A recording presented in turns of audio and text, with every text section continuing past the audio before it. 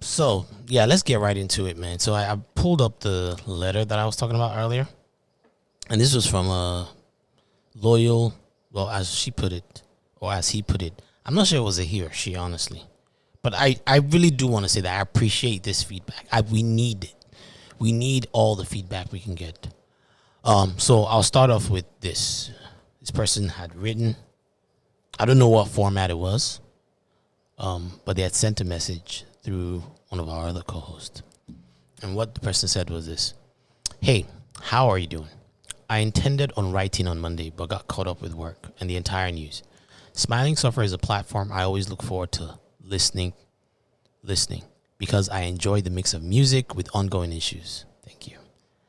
Debate platforms have always been my thing, and I think SS does a fantastic job. Thank you very much.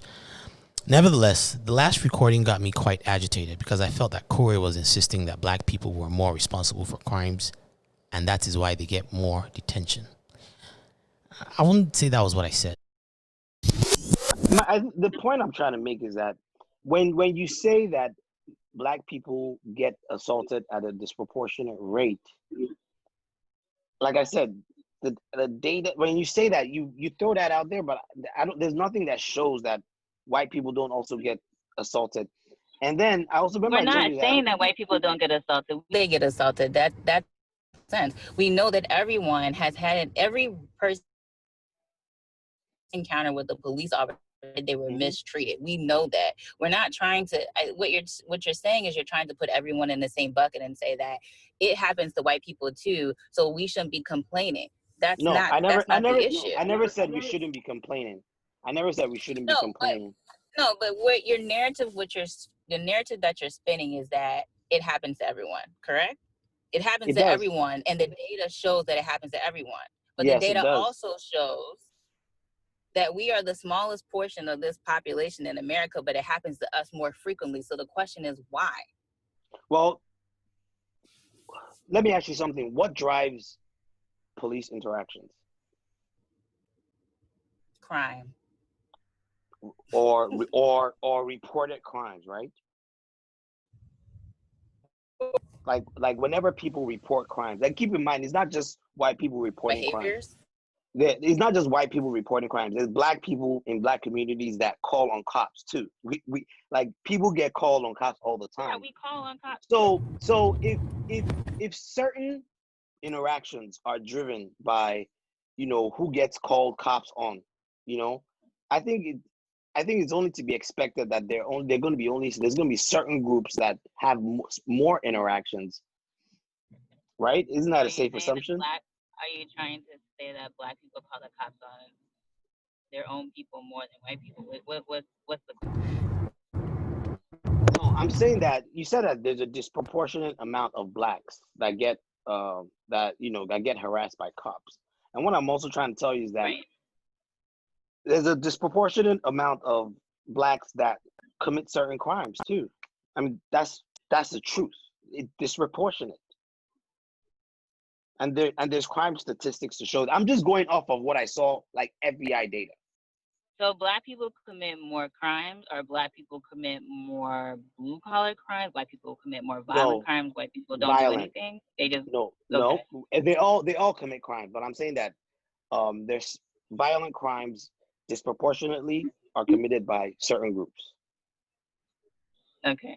And that is just a fact.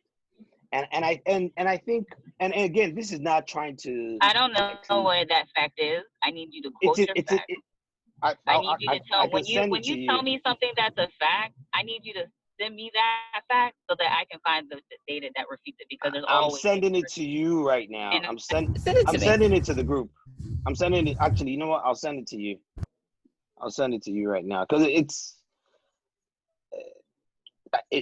is what it. Now, here's my thing, right? And the reason why I don't like sharing that fact. Why? Because I don't think that necessarily, because that happens, I don't think that justifies black people being profiled, because that's why,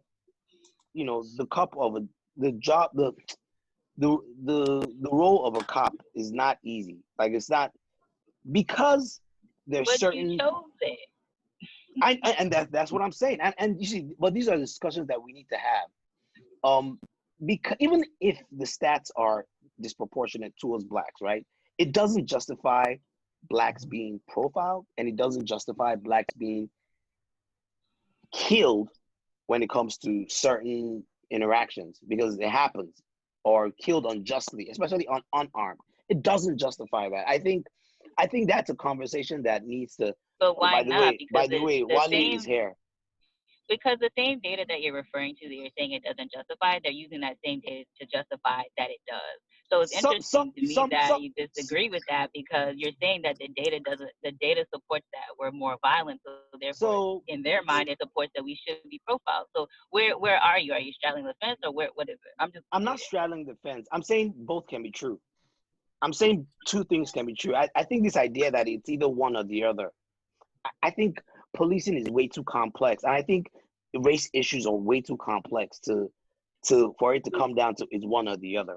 I think both are true. And I think both factors need to be considered. I don't think we can just disregard that fact. I don't think we can just disregard, well, it doesn't matter. No, it does matter. And we have to understand, well, why is that happening? Why are certain communities having more violence? I think that also needs to be addressed. Or why are certain communities getting the cops called on them more?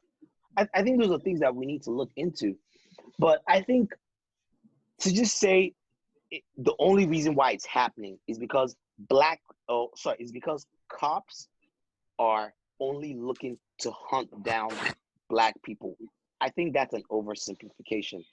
I don't think that most people think. Okay, go ahead. Oh, a lot of people think that. A lot of people. I don't think that most. I don't think that's the majority. I think that the issue is that people believe that when you have a black suspect, the treatment is not equal.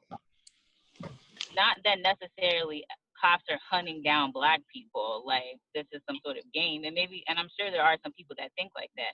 But there's no equality in the fact of, if you're going to arrest me, if a white person has stolen something, then why are you just taking them peacefully, and then why are you on the ground if our interactions are similar or the same? And you bring up good points, and like I said, I feel like there are a lot of unanswered questions. Rightfully so. There are a lot of unanswered questions.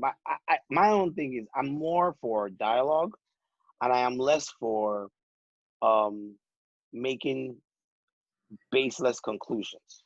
And I see a lot of baseless conclusions. I see a lot of misinformation during these times. I see a lot of people jump into these conclusions, and I see a lot of fear mongering.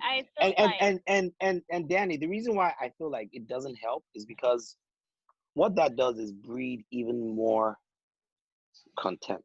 It breeds more paranoia. It breeds more paranoia within the black communities. It breeds more paranoia within the police communities that need to police those communities. It brings more distrust when there's this gut reaction to just jump to racism. No, I don't think it's that simple. I think don't think that's the case. For me, I think it's multi-layered. I think it is multi-layered. I think racism probably plays a part, but I think policing, training also plays a part. I think people's biases, people that have a lot of people have biases. And that's why, like I said, they found that black cops are just as likely to kill black people. We all have biases. Even some people have biases to their own. I think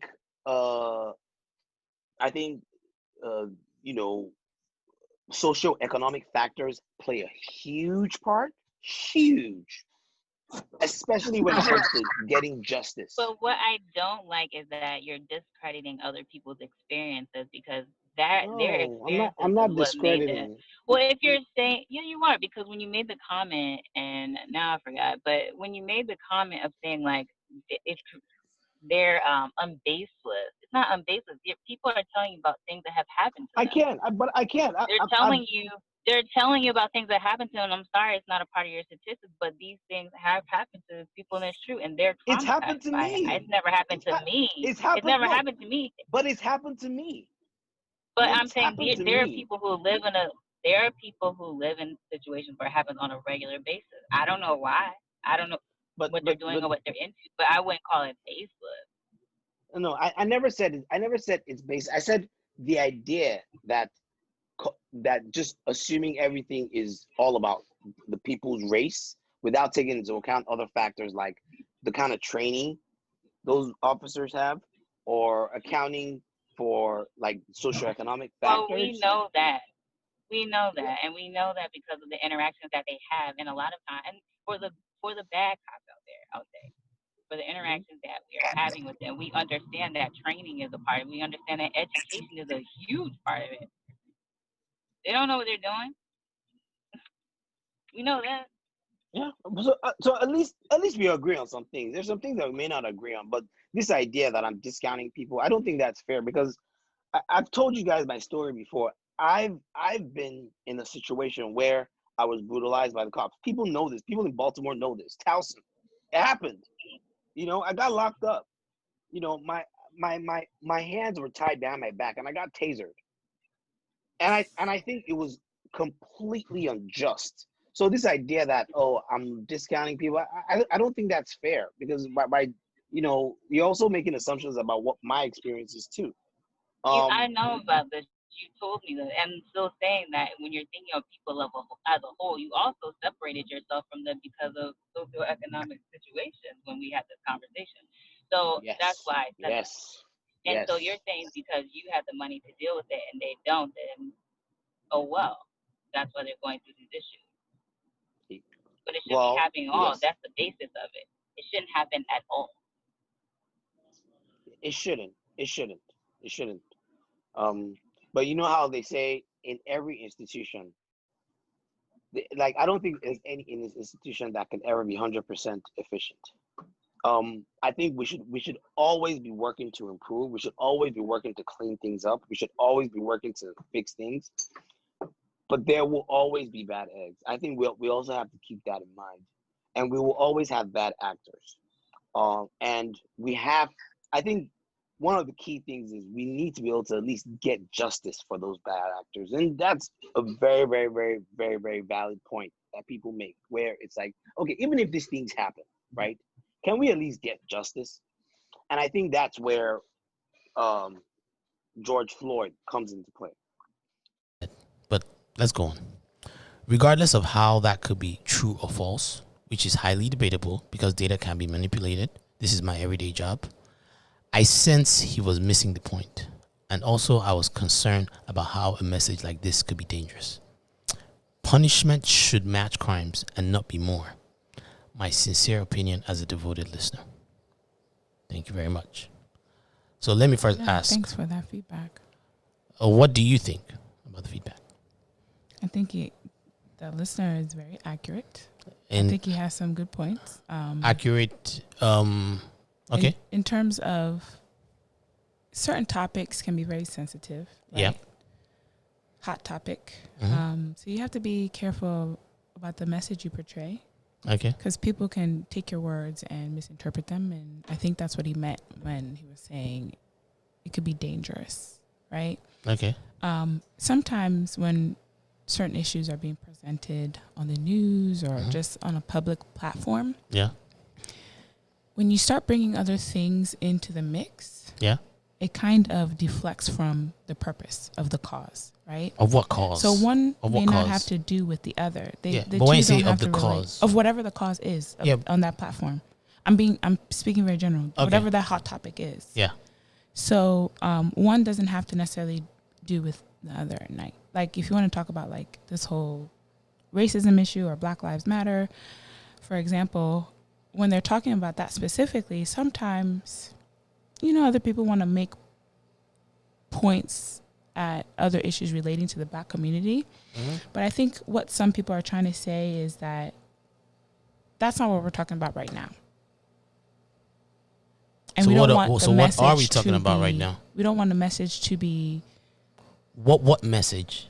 whatever it is that they're trying to say at that time with that issue. They don't want people to focus on something else, Yes. like deflect listeners, viewers from what they're trying to focus on. So what you're saying is that in order to have real discourse and real debate or real progress, what we're required to do is we're required to shun down certain voices that may have No, slightly. of course not. It's not. You can have a different view on the subject matter, but what happens is that people bring in other subjects into that are completely unrelated. So what you're saying is that you can only talk about specifically one thing. You can't talk about things that might be related. No, not necessarily. But- That's not what I'm trying to say. But my question is how. And everyone who, has a right to their opinion. yeah, but who says that they're completely unrelated? Who makes that determination? I guess it's in the individual opinion. That, and I think that's really what I'm getting to. It's this idea that some people's opinion, you may think is unrelated, but I may not think it's unrelated. But to say that, oh, I shouldn't say that because it's too dangerous. Do you see? My question is, who determines what's dangerous and what isn't dangerous? And whoever makes that determination, right? Are you telling me that they then get to steer the conversation the way they want it? And if that's the case, how do you expect people to come together to solve things if there's only one narrative that's being pushed out there? I think that was really where I was coming from. I do want to make some clarifications, right? For those that don't know, I followed the George Floyd case. I followed it in depth. I've been focused on it. A lot of things have happened since then. On that episode, I clearly stated that it was unjust. George Floyd deserves justice. I can think that, and I can also think other things too.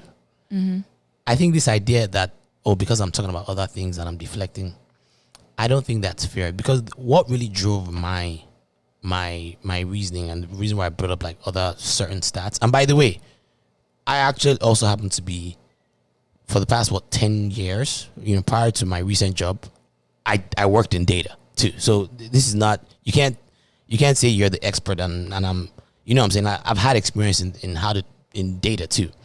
Now that doesn't necessarily mean what I'm saying is necessarily the only truth. I think the clarification that maybe I could have done a better job of is maybe not trying to equate certain things, which is not what I was trying to do. I do think George Floyd deserves justice. I do think there is police brutality in our system. I've talked about my experience with police brutality. I've had a history of it. This is something that I've suffered. I know it is a problem, even here in Maryland. And there was just something about someone telling me that, my view is too dangerous to be put out there. Like, how do you get to determine? If you read it, I don't think he said it's too dangerous. Said certain views or something like that could be dangerous. Could you read that again? She said, okay, so regardless of how that could be true or false, which is highly debatable because data can be manipulated, this is my everyday job. I sense he was missing the point. And also, I was concerned about how a message like this could be dangerous. Punishment should match crimes and not be more. I agree. I agree that cop needs to be punished. I'm fully, 8 minutes and 46 seconds on his neck. Yeah, I mean, ridiculous. There is police brutality where some people, and I have to put this out there because I have to make sure that, again, this is coming from someone that I have been subject to this treatment. I know it's out there.